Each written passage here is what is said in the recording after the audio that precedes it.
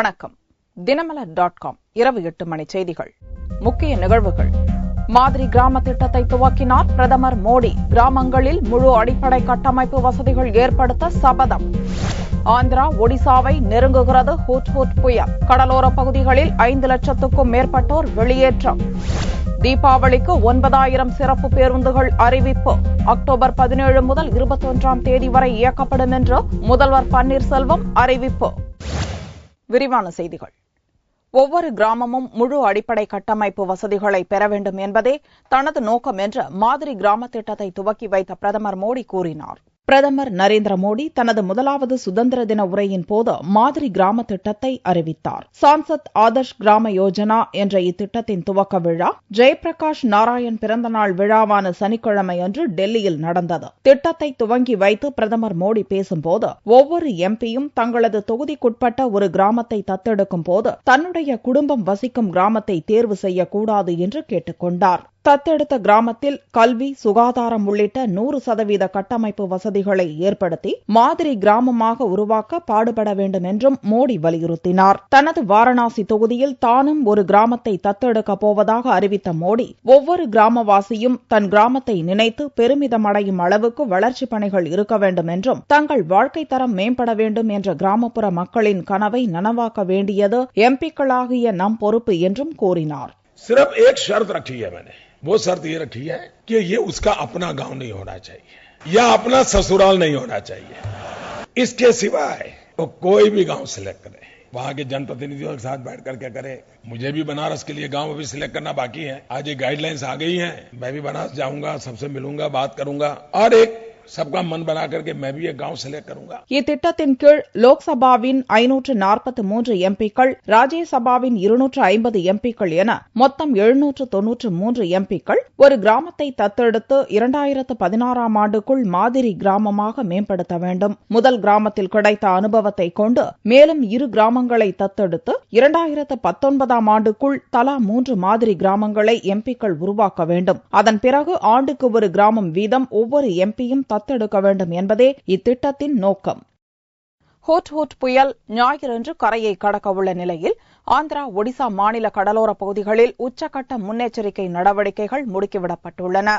வங்கக்கடலில் உருவான ஹுட்ஹுட் புயல் வெள்ளியன்று அதிதீவிர புயலாக மாறியது. இந்திய வானிலை ஆராய்ச்சித்துறை சனிக்கிழமை பிற்பகல் 2:30 மணிக்கு வெளியிட்ட அறிக்கையின்படி விசாகப்பட்டினத்திலிருந்து தென்கிழக்காக 260 கிலோமீட்டர் தூரத்திலும், ஒடிசாவின் கோபால்பூரிலிருந்து தெற்கு மற்றும் தென்கிழக்காக 360 கிலோமீட்டர் தூரத்திலும் நிலை கொண்டுள்ள ஹுட்ஹுட் புயல் ஞாயிறன்று முற்பகலில் விசாகப்பட்டினம் அருகே கரை கடக்கும் என்று எதிர்பார்க்கப்படுகிறது. இதையொட்டி சனிக்கிழமையிலிருந்தே ஆந்திரா, ஒடிசா மாநிலங்களில் காற்று பலத்த மழை பெய்து வருகிறது. புயல் கரையை கடக்கும் சமயத்தில் 180 கிலோமீட்டர் வேகத்தில் சூறைக்காற்று வீசக்கூடும் என்பதால் ஒடிசா மற்றும் ஆந்திராவில் கடலோர மாவட்டங்களில் கடும் பாதிப்பு ஏற்படக்கூடும் என்று அஞ்சப்படுகிறது. இதனால் ஆந்திராவில் விசாகப்பட்டினம், விஜயநகரம், ஸ்ரீகாக்குளம் உள்ளிட்ட 5 கடலோர மாவட்டங்களில் 436 கிராமங்களில் வசிக்கும் 5,15,000 பேரை வெளியேற்றும் பணிகளை மாநில அரசு சனியன்று துவங்கியது.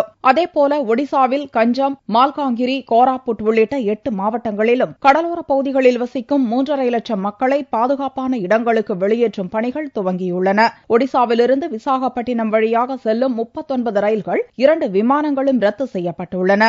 கடந்த ஆண்டில் வீசிய ஃபைலின் புயலின் போது உயிர் பலியாவதை முன்கூட்டியே தடுத்ததைப் போல இப்போது ஹுட்ஹுட் புயல் பாதிப்பிலிருந்து மக்களை காக்கும் வகையில் மீட்பு மற்றும் நிவாரணப் பணிகளுக்காக தேசிய பேரிடர் மீட்பு படையினருடன் கடற்படை மற்றும் ராணுவத்தினர் 2 மாநிலங்களிலும் தயார் நிலையில் நிறுத்தப்பட்டுள்ளனர். புயலை முன்னிட்டு கடும் மழையுடன் சூறைக்காற்று வீசும் என்பதால் 2 மாநிலங்களைச் சேர்ந்த மீனவர்களையும் கடலுக்குள் செல்ல வேண்டாம் என்று வானிலை ஆராய்ச்சி மையம் எச்சரித்துள்ளது.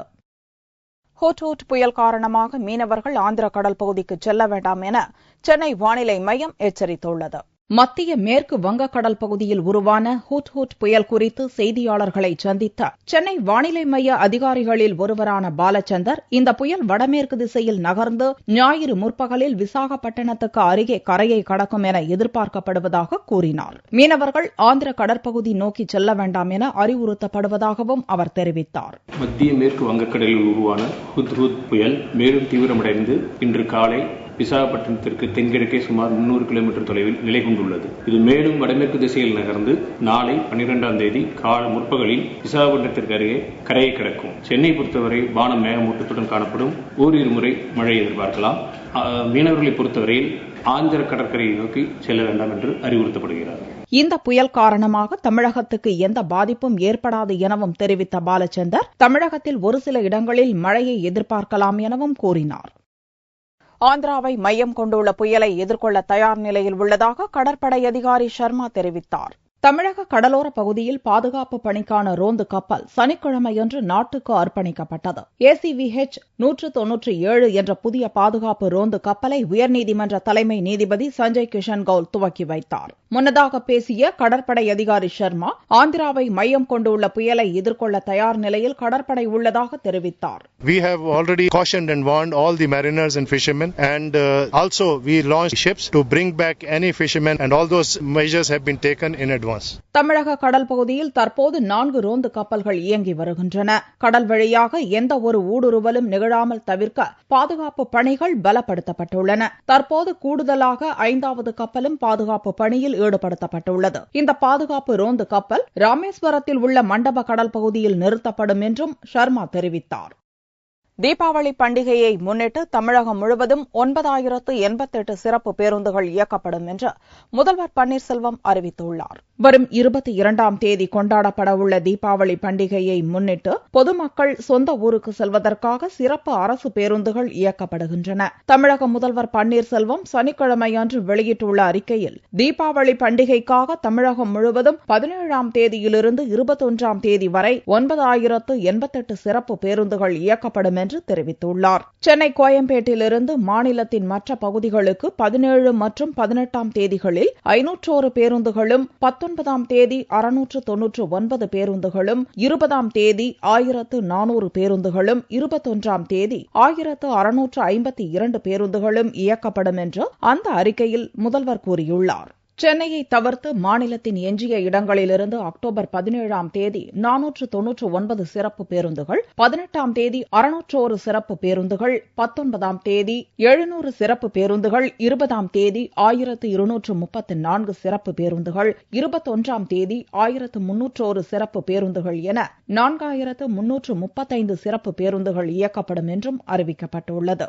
இந்த பேருந்துகளுக்கு முன்பதிவு செய்வதற்காக கோயம்பேடு பேருந்து நிலையத்தில் 25 முன்பதிவு மையங்கள் அமைக்கப்படும் என்றும், ஆம்னி பேருந்துகளில் கூடுதல் கட்டணம் வசூலித்தால் 042447947009 என்ற எண்ணுக்கு புகார் அளிக்கலாம் என்றும் முதல்வர் பன்னீர்செல்வம் கூறியுள்ளார். இதேபோன்று தீபாவளி பண்டிகை முடிந்த பின்பு பொதுமக்கள் மீண்டும் ஊர் திரும்பும் வகையில் இதே அளவிலான பேருந்துகள் அக்டோபர் 22ஆம் தேதி முதல் 26ஆம் தேதி வரை இயக்கப்படும் என்றும் அறிவிக்கப்பட்டுள்ளது. தமிழக அரசு நிர்வாகம் செயல்படாமல் முற்றிலும் முடங்கியிருக்கிறது என்று தமிழக பாரதிய ஜனதா தலைவர் தமிழிசை சவுந்தரராஜன் குற்றம் சாட்டியுள்ளார். பாரதிய ஜனதா தலைமை அலுவலகமான கமலாலயத்தில் சனிக்கிழமையன்று அக்கட்சியின் மாநில தலைவர் தமிழிசை சவுந்தரராஜன் செய்தியாளர்களை சந்தித்தார். அப்போது அவர் தமிழகத்தில் சட்டம் ஒழுங்கு முற்றிலும் பாதிக்கப்பட்டுள்ளதாகவும், தமிழகத்தில் அரசு நிர்வாகம் முற்றிலும் முடங்கியிருப்பதாகவும், அமைச்சர்களின் துறை சார்ந்த எந்த பணியும் நடைபெறவில்லை என்றும் குற்றம் சாட்டினார். ஒரு பாதுகாப்பற்ற சூழ்நிலை தமிழகத்தில் நிலவிக் கொண்டிருக்கிறது. அதனால் காவல்துறை உடனே இதற்கு நடவடிக்கை எடுக்க வேண்டும் என்று நான் கேட்டுக்கொள்கிறேன். மரியாதைக்குரிய பன்னீர்செல்வம் அவர்கள் முதலமைச்சரான பிறகு அன்றாட பணிகள், துறை சார்ந்த பணிகள் நடக்கிறதா என்றால் இல்லை. தீபாவளி பண்டிகைக்கு இன்னும் சில தினங்களே உள்ள நிலையில் போனஸ் குறித்த அறிவிப்பு வெளியாவதில் ஏற்பட்டுள்ள தாமதத்துக்கு கண்டனம் தெரிவித்த தமிழிசை உடனடியாக போனஸ் குறித்து அறிவிக்கப்பட வேண்டும் என்று வலியுறுத்தினார். ஜம்மு காஷ்மீர் எல்லையில் இந்திய ராணுவ முகாம்கள் மீது பாகிஸ்தானிய ராணுவத்தினர் மீண்டும் அத்துமீறி தாக்குதல் நடத்தியுள்ளனர். ஜம்மு காஷ்மீரில் உள்ள சர்வதேச எல்லைக் கோட்டில் அமைந்துள்ள இந்திய நிலைகள் மற்றும் கிராமங்கள் மீது கடந்த 1ஆம் தேதி முதல் 9ஆம் தேதி வரையில் தொடர்ச்சியாக பாகிஸ்தானிய ராணுவத்தினர் தாக்குதல் நடத்தினர்.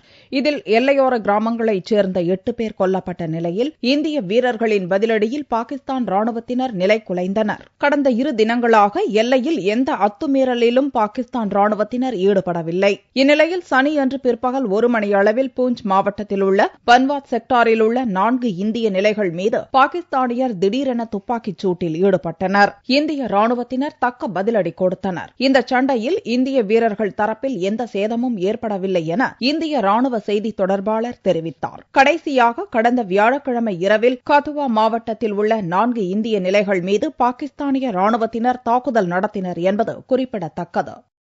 பிரதமர் மோடி செய்த ஒரு தவறால் உயிர்காக்கும் மருந்துகளின் விலை உயர்ந்துவிட்டதாக காங்கிரஸ் தலைவர் சோனியா குற்றம் சாட்டினார். ஹரியானா மாநிலம் பிவானி மாவட்டத்தில் சனியன்று நடந்த பிரச்சார பொதுக்கூட்டத்தில் காங்கிரஸ் தலைவர் சோனியா பேசினார். அப்போது கடந்த 10 ஆண்டு காங்கிரஸ் ஆட்சியால் ஹரியானா மாநிலம் மிகப்பெரிய அளவுக்கு வளர்ச்சி கண்டுள்ளதாக பெருமிதம் தெரிவித்த சோனியா, இந்திய தேசிய லோக்தள் கட்சி தலைவர் ஓம் பிரகாஷ் சௌதாலா ஆட்சியில் சட்டம் ஒழுங்கு சீர்கெட்டு கிடந்ததாகவும் குடிநீர் மின்சார தட்டுப்பாட்டால் மக்கள் அவதியுற்றதாகவும் கூறினார். பாரதிய ஜனதா கட்சி தொழிலதிபர்களுக்காகவே பாடுபடுவதாக கூறிய சோனியா, மருந்துகளின் விலையை நிர்ணயிக்கும் உரிமையை அமெரிக்க மருந்து கம்பெனிகளிடம் மோடி விட்டுக் கொடுத்ததால் உயிர்காக்கும் மருந்துகளின் விலை பல மடங்கு அதிகரித்து விட்டதாக குற்றம் சாட்டினார்.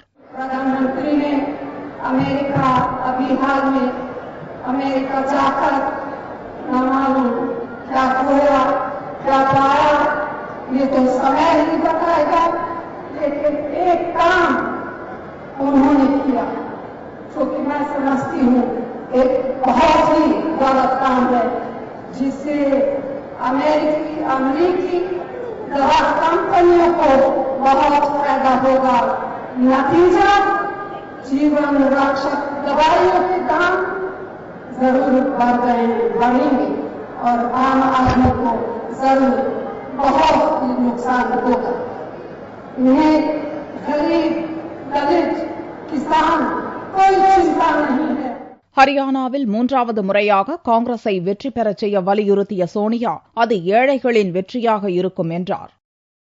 கோவை சிங்காநல்லூர் காவல் நிலையம் முன்பு சனிக்கிழமையன்று காலை ஒப்பந்ததாரர் ஒருவரை மர்ம நபர்கள் வெட்டி கொலை செய்த சம்பவம் பெரும் பரபரப்பை ஏற்படுத்தியது. கோவை சிங்காநல்லூர் வீட்டு வசதி வாரிய குடியிருப்பு பகுதியைச் சேர்ந்த ராஜாராம் மோகன் என்பவர் கட்டட ஒப்பந்ததாரராக பணியாற்றி வந்தார். சனிக்கிழமையன்று காலை சிங்காநல்லூர் காவல் நிலையம் அருகே இருசக்கர வாகனத்தில் ராஜாராம் மோகன் சென்றபோது அப்பகுதியில் மறைந்திருந்த மர்ம நபர்கள் வழிமறித்து அரிவாளால் சரமாரியாக வெட்டினர். இதில் படுகாயமடைந்த அவர் சம்பவ இடத்திலேயே உயிரிழந்தார். சத்தம் கேட்டு விரைந்து வந்த போலீசார் ராஜாராமின் உடலை கைப்பற்றி பிரேத பரிசோதனைக்காக மருத்துவமனைக்கு அனுப்பி வைத்தனர்.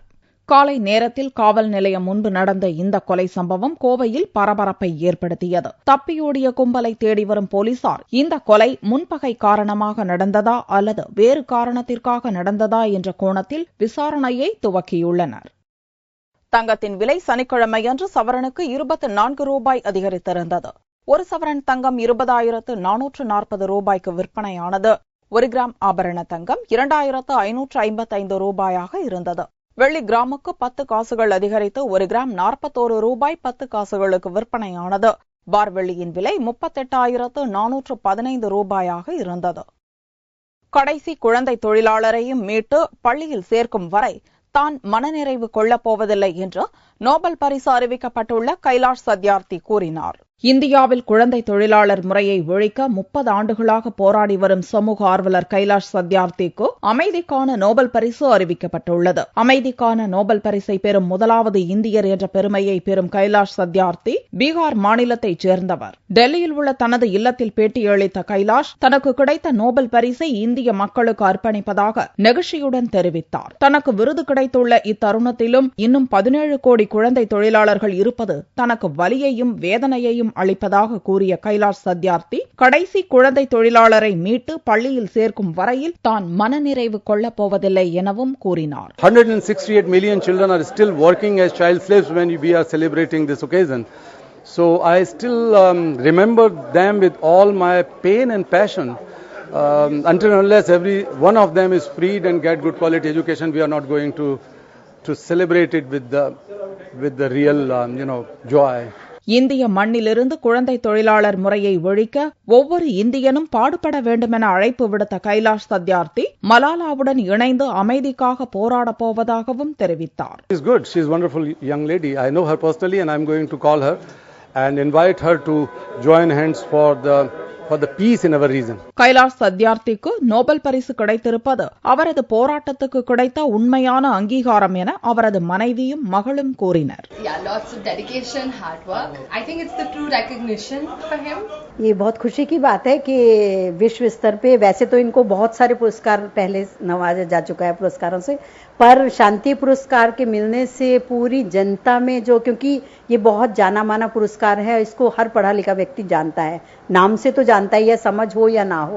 1983 ஆண்டில் பச்பன் பச்சாவோ ஆந்தோலன் எனும் அமைப்பை துவங்கி அதன் மூலம் 80,000 குழந்தை தொழிலாளர்களை மீட்டுள்ள கைலாஷ் சத்யார்த்தி ராபர்ட் கென்னடி மனித உரிமை விருது, இத்தாலிய செனட் பதக்கம், சர்வதேச அமைதி விருது உள்ளிட்ட பல சர்வதேச விருதுகளை பெற்றுள்ளார். மீண்டும் செய்திகள் இந்திய நேரப்படி ஞாயிற்றுக்கிழமை மாலை 4 மணிக்கு. வணக்கம்.